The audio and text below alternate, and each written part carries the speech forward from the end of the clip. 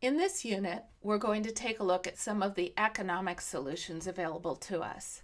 Now, when we're talking about economic solutions, it's fairly obvious that none of us who are listening to this video can make changes in the stock market or the Fed or the national tax structure. However, I'm going to show you we don't need to.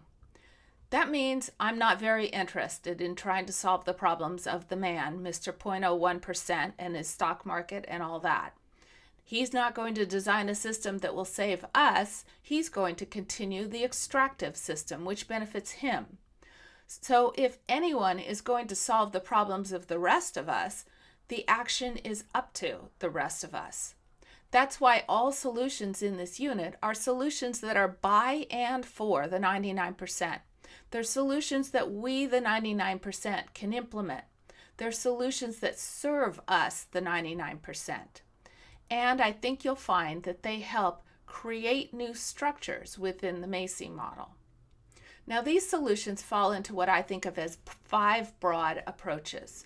I got this idea from a report by NEF, an organization in England that used to be called the New Economics Foundation. These 5 broad approaches are relocalization, reskilling, revaluing, rebalancing, and redistribution. Let's go through them one by one.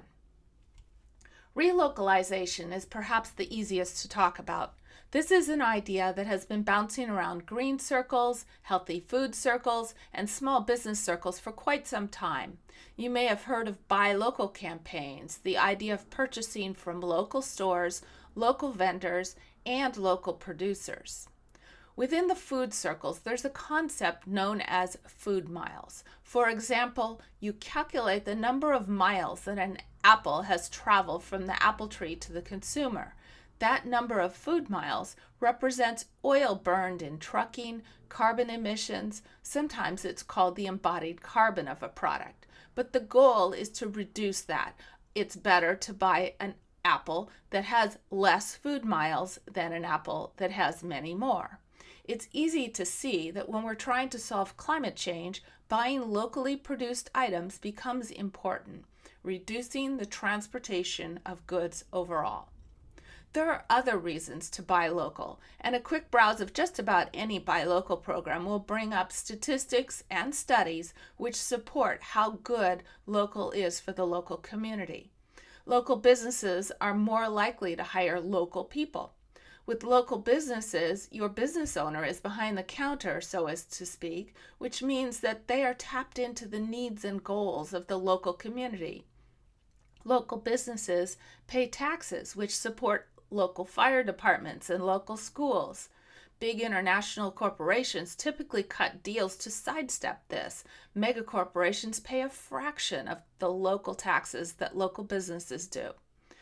Local businesses are more likely to buy from other local businesses, which helps keep all of this flourishing. With local businesses, the business benefits people you know, people in your local neighborhood. It doesn't benefit some faraway multinational corporation or line the pockets of the man, Mr. 0.01%. Buying local doesn't worsen wealth inequality. It keeps the working capital of the 99% flowing back to serve the 99%. The next principle is reskilling. This is reclaiming basic skills like cooking, growing food, making clothing, basic carpentry. Decades ago, these skills were taught in schools. Now our school system is focused on training people to work in the corporate environment, and these basic skills have been abandoned. Edgar Kahn and Charles Eisenstein have written plenty about the monetization of these basic skills. When we don't know how to do for ourselves, we have to pay someone to do them, and often that supply gets consolidated by a major corporate interest, which means the man, which worsens wealth and inequality. Meanwhile, we all have to work frantically to earn enough cash flow to pay for all these goods and services that past generations used to do for themselves or for each other at low or no cost. Reskilling means taking them back, reclaiming them as a community good, and it's an important part of the economic healing process. We're saying no. We're not going to pay the big corporations to do these things for us. These are things which we'll take into our own hands. Many transition towns run reskilling workshops. Here in Westchester, we hosted a wide variety of reskilling workshops, from how to make sauerkraut to how to build a compost pile to how to build rainwater harvesting systems or build with cob or urbanite. Transition Mar Vista hosted a repurposing old clothes workshop. Now, relocation and reskilling were mostly about creating new structures within the Macy diagram. These next few are going to be more intangible. The third broad principle is revaluing. This is talking about our value system, what we consider valuable. Is an item valuable just because of its price tag? Strawberries from Costco versus strawberries you grew in a container on your doorstep. You paid quote unquote nothing for the local ones, but they taste sweeter, they give you more fulfillment. Which are more valuable? When we hold goods or services up to the value system of the permaculture ethics, does this item help move society in the right direction? We need to remind ourselves and each other that we're reaching for something else that we value: a stable climate, a healthy community, economics that work for people, justice. The fourth concept is rebalancing. This is the idea of rules. Do we need them? Do we have rules for the game we're all playing, whether that is rules about pollution or rules about economic fairness? There's a concept in economics called laissez-faire economics. This is a French phrase which roughly translates to let it do or let it be. It's the idea of hands off, no rules. Now imagine if you got on an LA freeway and there were no rules. No lines on the road, no center divider, no on-ramps. You could drive on or off the road anywhere. You could turn any way you wanted. That's what laissez-faire truly looks like: chaos. It's pretty clear that we need rules for that freeway in order to have some semblance of an orderly flow. In economics and the environment, we need rules for the playing field, and the implementation of these rules with a careful eye towards common goals such as earth care, people care, and future care becomes really important. Rebalancing is usually handled by government, the voice of governing. Ideally, the voice that helps us all share fairly. From a grassroots standpoint, we can help bring about rebalancing by working with local politicians and by joining in larger campaigns for political activism. We can engage in Macy's stopping action.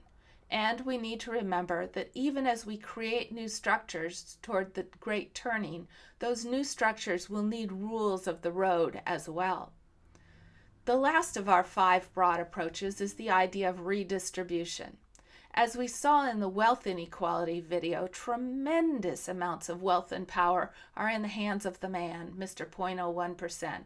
Redistribution is the concept of reclaiming and redistributing that. Redistribution actually breaks down to 3 categories that need redistribution: assets, voice, and time.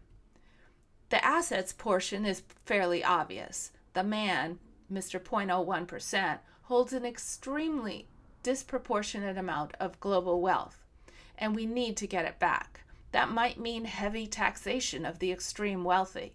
It might mean ending those benefits which only help the extreme wealthy, like inheritance tax rules and rollover of property tax valuation.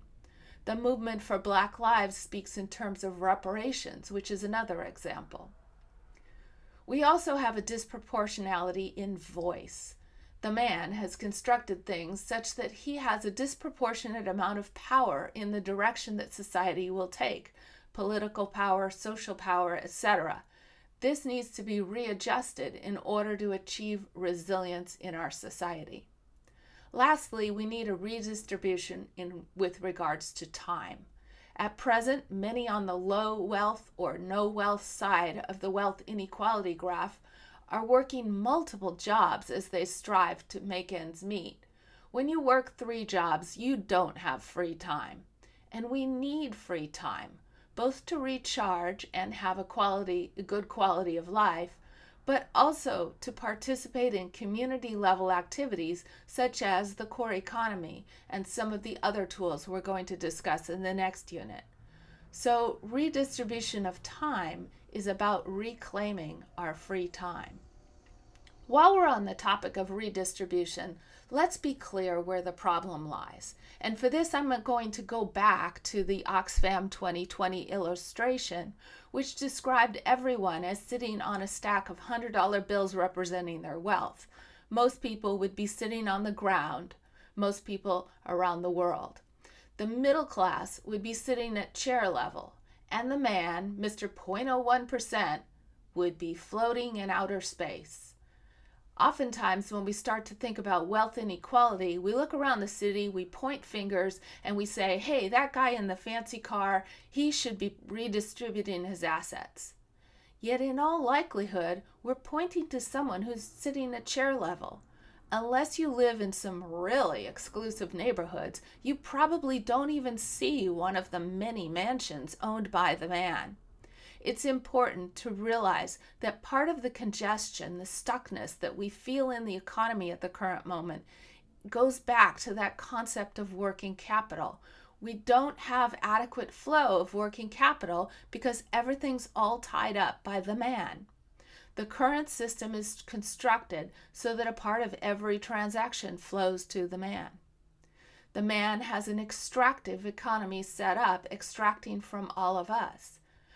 So until we force a massive redistribution from the man to the rest of us, it's only going to get worse. So these 5 broad approaches are how we need to shift the current situation into something more workable. In the next unit, we're going to look at 10 practical tools that we can use right now, as well as help put these in place.